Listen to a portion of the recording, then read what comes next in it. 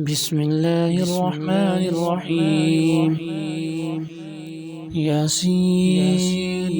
والقرآن الحكيم إنك لمن المرسلين على صراط مستقيم تنزيل العزيز الرحيم لتنذر قوما ما أنذر آباؤهم فهم غافلون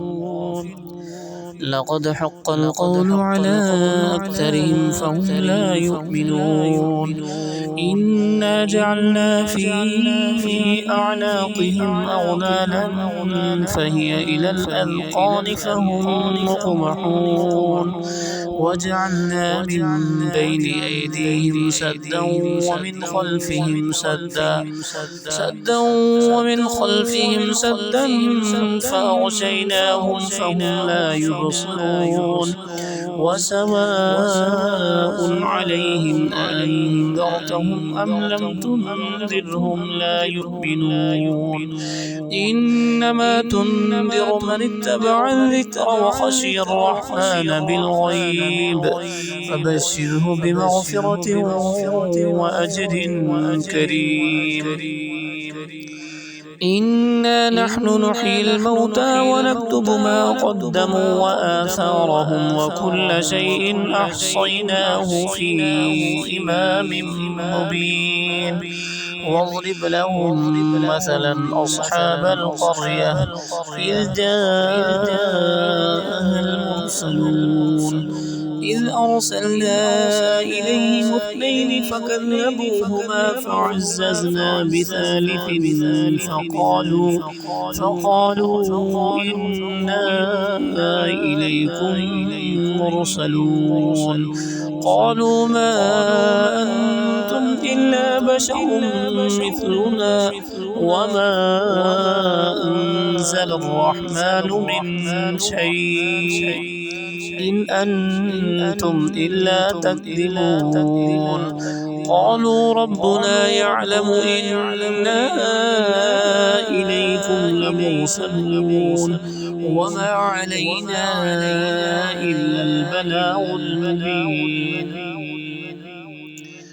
قالوا إنا تطيرنا بكم لئن لم تنتهوا لنرجمنكم وليمسنكم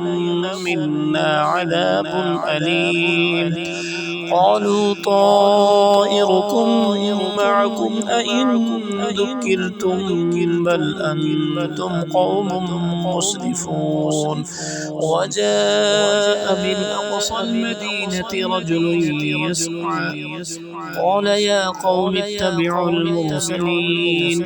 اتبعوا من لا يسألكم أجرا وهم مهتدون وما لي لا أعبد الذي فطرني وإليه ترجعون أأتخذ من دونه آلهة يردني الرحمن بضر لا تغني عني شفاعتهم شيئا ولا ينقذون إني إذا لفي ضلال مبين إني آمنت بربكم فاسمعون قيل ادخل الجنة قال يا ليت قومي يعلمون بما غفر لي ربي وجعلني من المكرمين وما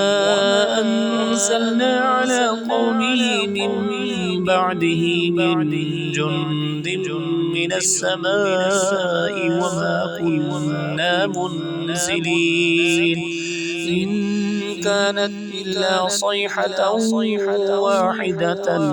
فإذا هم خامدون